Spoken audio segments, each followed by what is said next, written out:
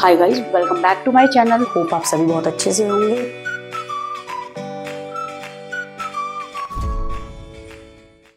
Hi students, welcome back to my channel. Hope आप सभी बहुत अच्छे से होंगे।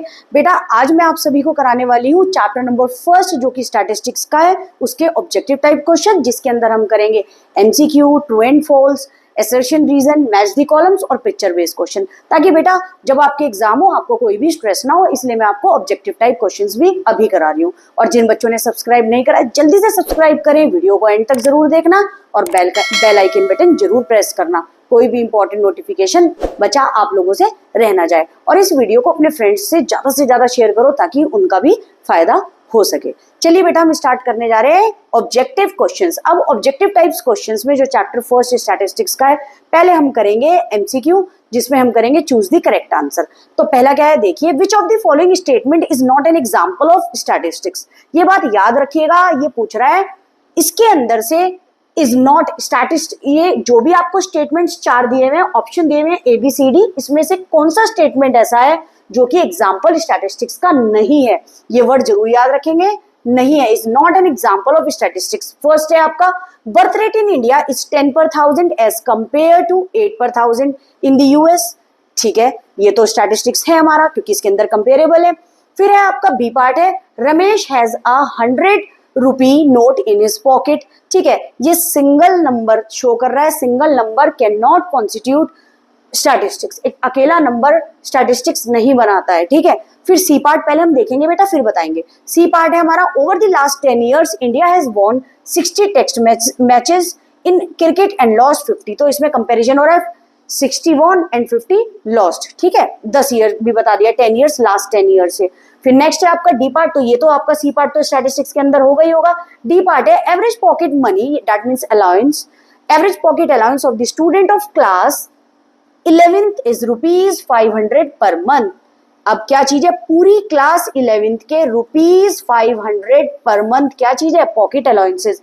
अब पूरी क्लास 11th के अंदर 50 स्टूडेंट्स भी हो सकते हैं, 60 भी, तो ये पूरी क्लास 11th की बात कर रहे हैं, तो ये भी स्टैटिस्टिक्स के अंदर आएगा, क्योंकि इसके अंदर हम कंक्लूजन ड्रॉ कर सकते हैं। ठीक है, but Ramesh has ₹100 note in his pocket is not an example of statistics. तो आपका आंसर क्या हो जाएगा, बी पार्ट। जो बेटा रेड से लिखा हुआ है वो आपका करेक्ट आंसर है। ठीक है, चलिए, विच of the following is correct regarding statistics. बहुत ध्यान से देखिएगा बेटा, विच of the following is correct regarding statistics. अब इसमें से कौन सा सेंटेंस ठीक है, सही है रिगार्डिंग स्टैटिस्टिक्स। ठीक है, एग्रीगेट ऑफ फैक्ट्स स्टैटिस्टिक्स के अंदर आता है, न्यूमेरिकली एक्सप्रेस स्टैटिस्टिक्स के अंदर आता है, affected by multiplicity of causes statistics का ही पार्ट है। तो answer is all of these. ठीक है, एग्रीगेट का मतलब मैंने आपको बताया भी था, सम टोटल होता है। अब थर्ड पार्ट वो है आपका इन singular sense statistics means, singular sense में स्टैटिस्टिक्स का मतलब क्या होता है, ये होता है स्टैटिस्टिक्स साइंस। बी पार्ट है स्टैटिस्टिक्स लॉज, सी पार्ट है बोथ ए और बी, या डी पार्ट है नन ऑफ दिस। तो इसका क्या होगा, सिंगुलर सेंस में स्टैटिस्टिक्स एज अ साइंस भी है और एज अ स्टैटिस्टिकल लॉज भी है। तो इसका आंसर क्या हो जाएगा, बोथ ए एंड बी। याद रखिएगा, बोथ क्या है आपका, A and B is your answer. Okay बच्चा, अब नेक्स्ट है आपका fourth part, the aggregate of data is called, यानी sum total of information is called. यहाँ पर डेटा को हम क्या बोलते हैं बेटा, डेटा का मतलब हमारा होता है इंफॉर्मेशन। ठीक है, तो आपको याद रखना है डेटा को हम क्या बोलते हैं बच्चा, इंफॉर्मेशन। तो क्या चीज है, इंफॉर्मेशन। ठीक है, डेटा का मतलब क्या होता है, इंफॉर्मेशन। तो aggregate some total of information is called, पहला पार्ट है स्टैटिस्टिक्स, एडिटिंग ऑफ स्टैटिस्टिक्स या एनालिसिस ऑफ डेटा, या फिर कलेक्शन ऑफ डेटा। तो आपका ए पार्ट क्या आएगा, स्टैटिस्टिक्स। ठीक है बेटा, total of information, total of data, sum, aggregate, इसको क्या बोलते हैं, स्टैटिस्टिक्स। नेक्स्ट देखिए, नेक्स्ट है फिफ्थ पार्ट आपका, which of the following indicates और shows a stages of statistical study. A part collection of data, B part presentation of data, C part analysis of data, और D part है all of these. तो आपके इसका answer all of these होगा। अगर आपको याद हो, मैंने पढ़ाया भी था कोपाए, collection of data, organisation, presentation, analysis and interpretation, that is the conclusion और रिजल्ट। तो इसमें क्या दिया आपका, कलेक्शन, प्रेजेंटेशन, एनालिसिस। तो कौन से इसके अंदर इंडिकेट्स कर रहे हैं स्टेजेस ऑफ स्टैटिस्टिकल स्टडी, ही ऑल ऑफ दीज। अब चलिए six part, in plural sense which of the following is not a characteristics of statistics, इसमें से कौन सा कैरेक्टरिस्टिक्स ऑफ स्टैटिस्टिक्स नहीं है? A part aggregate of data, ये तो होता है कैरेक्टरिस्टिक्स और features of statistics, sum total of data. B part है ओनली एक्सप्रेस्ड इन वर्ड्स, ठीक है। सी पार्ट है आपका affected by multiplicity of causes, yes it is a characteristics of statistics because it is affected by the multiplicity of causes. Next है आपका collection, D part यानी collected in a systematic manner, yes statistics is collected in a systematic manner, तो इसके अंदर which is not the characteristics of statistics only expressed in words, ये गलत है, ठीक है बच्चा। नेक्स्ट देखिए, नेक्स्ट है seventh part with regard to distrust of statistics. अब डिस्ट्रस्ट ऑफ स्टैटिस्टिक्स क्या होती है? ऐसी इंफॉर्मेशन आपने कलेक्ट करी हो स्टैटिस्टिक्स के लिए जिसके अंदर इन्वेस्टिगेटर इन्वेस्ट कर रहा हो और जिस पर ट्रस्ट ना हो, समझ रहे हो बेटा? Distrust of statistics it's a type of statistical information जिसके अंदर ट्रस्ट ना हो जिस इंफॉर्मेशन पे कि वो एक्चुअल में सही हो या गलत हो, तो बोल रहे विच of the following statement is not correct, ठीक है। अब इसके अंदर हमें ये देखना है इसके अकॉर्डिंग, डिस्ट्रस्ट ऑफ स्टैटिस्टिक्स के अकॉर्डिंग इसमें से कौन सा स्टेटमेंट ठीक नहीं है। डिस्ट्रस्ट ऑफ स्टैटिस्टिक्स जिस पे ट्रस्ट ना हो वो कौन सा है? Statistics is a rainbow of lights, ठीक है हमें ट्रस्ट नहीं है। Statistics are tissues of falsehood, हमें ट्रस्ट नहीं है। Statistics express the facts in numbers, तो करेक्ट जो इनमें से करेक्ट ना हो वो क्या चीज है? Statistics express the facts in number, ठीक है। अब इस चीज से आपको रिलेट करना है डिस्ट्रेस ऑफ स्टैटिस्टिक्स, इसमें देखना है कि कौन सा स्टेटमेंट इसके अकॉर्डिंग करेक्ट नहीं है। जो जो डिस्ट्रेस के पार्ट है वो तो इसके अकॉर्डिंग सही है और बाकी जो स्टैट्स का पार्ट है वो सही नहीं है इसके अंदर, ठीक है। These are three kind of lies, lies lies, damn lies and statistics, तो वो सब पार्ट किसके हैं? डिस्ट्रेस का पार्ट है ये सारे के सारे, ठीक है बच्चा। ये वाला भी डिस्ट्रेस के पार्ट है, ठीक है। जो नहीं है वो कौन सा है? जो गलत है इसके अंदर, statistics express the fact in numbers, ठीक है। अब देखिए विच of the following is an economic activity. Economic activity का मतलब ही क्या होता है? प्रोडक्शन करना, देन कंजप्शन करना एंड देन डिस्ट्रीब्यूट करना, ठीक है। तो अब एक बात देखिए, इकोनॉमिक एक्टिविटी क्या चीज है? प्रोड्यूस करा, ठीक है, कंज्यूम करा, डिस्ट्रीब्यूट करा, तो इसका आंसर क्या हो जाएगा? ऑल ऑफ दीज, ठीक है। हालांकि पहले होता है प्रोडक्शन करा, डिस्ट्रीब्यूट करा एंड देन कंज्यूम करा, ठीक है। प्रोडक्शन क्या है? गुड्स एंड सर्विसेज का प्रोडक्शन करा बेटा, फिर डिस्ट्रीब्यूट करा goods and services and then consumer ने अल्टीमेट कंज्यूम करा, इसी के पार्ट है ये सारे। फिर है आपका ninth, which of the following statement is incorrect, इसमें से कौन सा स्टेटमेंट इनकरेक्ट है? रिसोर्सेज हैव ऑल्टरनेटिव यूज, ठीक है, रिसोर्सेज ऑल्टरनेटिव यूज यस होते हैं। फिर है B part, all numbers are statistics, no सारे नंबर स्टैटिस्टिक्स नहीं होते। फिर है micro economics studies large aggregate, yes क्योंकि माइक्रो के अंदर इंडिविजुअल स्टडी करते हैं और मैक्रो के अंदर लार्ज, माइक्रो का मतलब स्मॉल, मैक्रो का मतलब लार्ज, बात याद रखना, ठीक है। अब है आपका statistics studies only the aggregate of quantitative fact, yes which can be measurable और नंबर की फॉर्म में होते हैं, तो वो क्या होता है? स्टैटिस्टिक्स। तो इसके अंदर से कौन सा इनकरेक्ट है? आपका ऑल नंबर्स आर स्टैटिस्टिक्स, ठीक है। अब नेक्स्ट है आपका tenth, the process of converting raw material into finished goods, ठीक है, मैंने आपको पढ़ाई भी था। रॉ मटेरियल को जब हम फिनिश्ड गुड्स के अंदर बदल देते हैं, that is known as what? आपका प्रोडक्शन, ठीक है। वो प्रोडक्शन होगा, सेविंग होगा, इन्वेस्टमेंट होगा, एक्सचेंज होगा, तो that process is known as production. चलिए आगे चलते हैं। नेक्स्ट है choose appropriate word and the fill in the blanks. अब ये आपका फिल इन द ब्लैंक्स आया, देखिए पहला क्या है? All quantitative information is dash, जितनी भी क्वांटिटेटिव इंफॉर्मेशन होती है वो क्या चीज है? All quantitative information is not statistics, जितनी भी क्वांटिटेटिव इंफॉर्मेशन है which are in the number forms which can be measurable, वो सारी की सारी स्टैटिस्टिक्स नहीं होंगी, ठीक है। अब सेकंड देखिए, dash deals with economic issues at the level of economy as a whole, पूरी इकोनॉमी की बात कर रहे हैं, इकोनॉमी एज अ होल पूरे लार्ज लेवल पे बात कर रहे हैं, एग्रीगेट की बात कर रहे हैं, तो वो क्या होगा? Macro economics. Whereas micro की बात करें तो इंडिविजुअल लेवल पे बात करते हैं। इसके अंदर ये बोल रहा है इकोनॉमिक प्रॉब्लम, पूरी इकोनॉमी एज अ होल क्या है, पूरी इकोनॉमी में क्या प्रॉब्लम चल रही है, तो वो क्या होगी? Macro economics. थर्ड है in dash sense statistics refers to information in terms of numerical data. Statistics जब न्यूमेरिकल डेटा की बात करें तो वो कौन सा सेंस है? प्लूरल सेंस है, ये आपको मैंने डेफिनेशन पढ़ाई भी थी, ठीक है। अब नेक्स्ट है आपका dash statistics refers to those methods which are used for the collection of data. अब बोल रहे हैं ऐसी कौन सी स्टैटिस्टिक्स है जिसके अंदर वो मेथड यूज होते जाते हैं जिसके अंदर हम क्या कर रहे हैं? कलेक्शन ऑफ डेटा, जिसमें हम इंफॉर्मेशन कलेक्ट कर रहे हैं, ऐसे मेथड बताओ स्टैटिस्टिक्स का कौन सा मेथड है? वो है आपका डिस्क्रिप्टिव स्टैटिस्टिक्स। डिस्क्रिप्टिव मैंने क्या बताया था? डिटेल्ड यानी डिस्क्रिप्शन, ठीक है। तो उसमें क्या चीज होगा? जिसमें हम कलेक्शन ऑफ डेटा जो करते हैं, इंफॉर्मेशन कलेक्ट कर रहे हैं डिटेल में, तो that is known as descriptive statistics. अब फिफ्थ पे आइए, a dash is one who produces और sells goods and services for the generation of income. कौन पर्सन है? प्रोड्यूसर। प्रोड्यूसर क्या करता है? गुड्स एंड सर्विसेज बनाता है और सेल करता है किसके लिए? For the generation of income. Next पे आ जाइए ट्रू और फॉल्स पे। अब ट्रू और फॉल्स में क्या है? पहला, the data collected without any objective is called number. Yes, why? क्योंकि अगर डेटा कलेक्ट कर रहे हैं इंफॉर्मेशन और उसका कोई ऑब्जेक्टिव है तो क्या हो जाएगा? स्टैटिस्टिक्स। लेकिन कोई भी इंफॉर्मेशन कलेक्ट कर रहे हो, उसका कोई भी ऑब्जेक्टिव नहीं है, विदाउट एनी ऑब्जेक्टिव, तो वो एक नंबर ही कहलाया जाएगा। It is true. Second, statistics studies both quantitative and qualitative variable. No, false, क्योंकि स्टैटिस्टिक्स के अंदर हम सिर्फ quantitative variable which can be measurable और कंपेरेबल वही स्टडी करते हैं। Next, third, all numerical information is not statistics. True, सारी न्यूमेरिकल इंफॉर्मेशन स्टैटिस्टिक्स नहीं होती है जो नंबर की फॉर्म में हो। Fourth, Tendulkar has a long bat. Tendulkar जो बैट यूज कर रहा है वाइल प्लेइंग क्रिकेट, वो बहुत लॉन्ग है। This statement is statistics. False, क्योंकि इसके अंदर हम ना ही कंपेयर कर पा रहे हैं, ना ही इंफॉर्मेशन के अंदर कंक्लूजन ड्रॉ हो सकता है। तो ये क्या चीज है? Tendulkar has long bat, it is not N proper statement which is measurable और कंपेरेबल और विच can B conclusion can be drawn from it। तो ये क्या चीज रहेगा? This statement is false.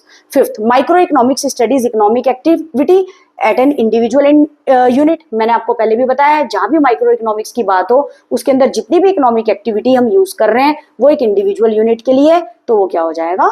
True. याद रखिएगा, ठीक है। इंडिविजुअल लेवल पे हो तो क्या हो जाएगा? ट्रू, ठीक है। अगर माइक्रो इकोनॉमिक्स की बात करें, macro economy as a whole.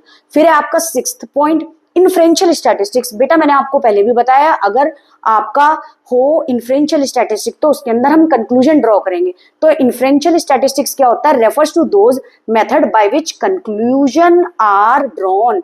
अगर कंक्लूजन ड्रॉन करेंगे related to the population on the basis of given sample, तो वो क्या चीज हो जाएगा? सिर्फ हमें पूरी यूनिवर्स पॉपुलेशन दिया हुआ, उसका सैंपल लेंगे तो वो क्या हो जाएगा? इन्फ्रेंशियल स्टैटिस्टिक्स, ठीक है बच्चा। अगर कंक्लूजन ड्रॉ करेंगे तो वहां पे क्या हो जाएगा?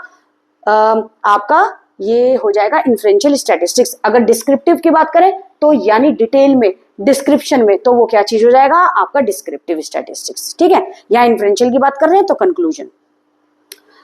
अब है आपका मैच दी करेक्ट स्टेटमेंट, ठीक है। आपका कॉलम फर्स्ट दिया हुआ, कॉलम सेकंड दिया हुआ, अब उसको मैच करना है। सबसे पहले आपका दिया हुआ है ए पार्ट स्टैटिस्टिक्स और कुछ ये आपके कॉलम सेकंड के अंदर ये आपके स्टेटमेंट दिए हुए हैं। अब ये आपको मैच करना है। अब देखिए स्टैटिस्टिक्स का कौन सा पार्ट हो सकता है? Array of data and tally bars, technique used for the collection, organisation and presentation of data, या फिर process of converting raw material into goods, या फिर quantification of the facts and finding.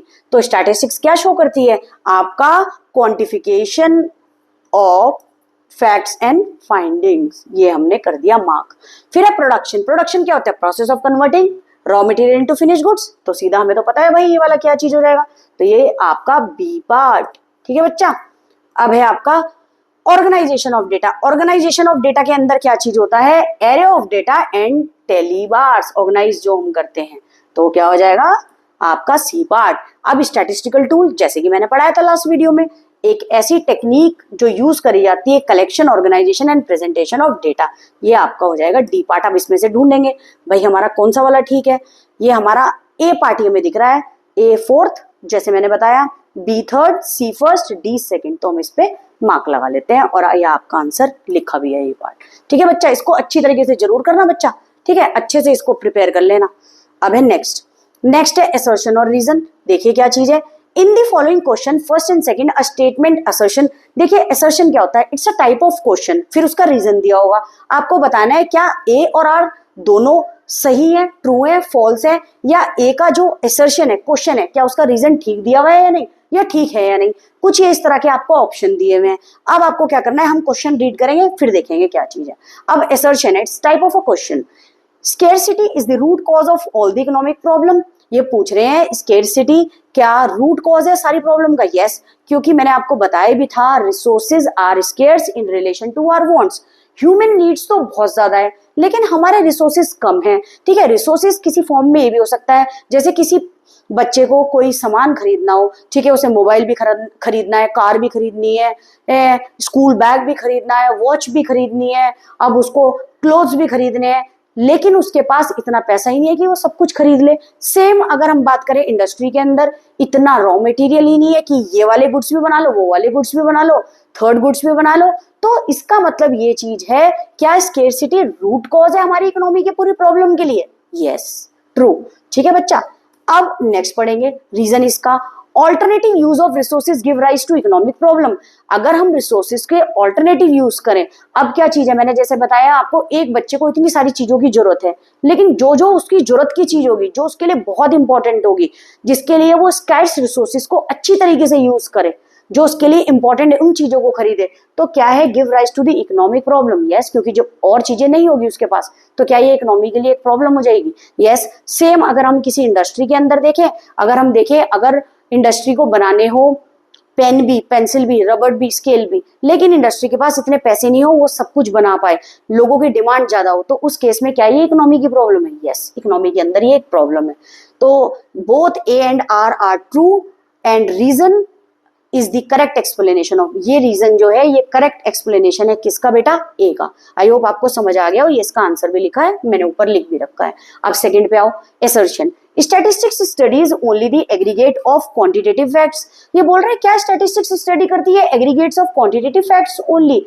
Yes, true, क्योंकि which can be measurable, which can be in the number form, which can be comparable, statistics वही number को include करती है। Reason, no conclusion can be drawn from a single number. Yes, हम एक single number से कोई भी conclusion draw नहीं कर सकते, क्योंकि सभी सिंगल नंबर आपके स्टैटिस्टिक्स नहीं कहलाते। तो both A and R true, और and R is the correct explanation of A.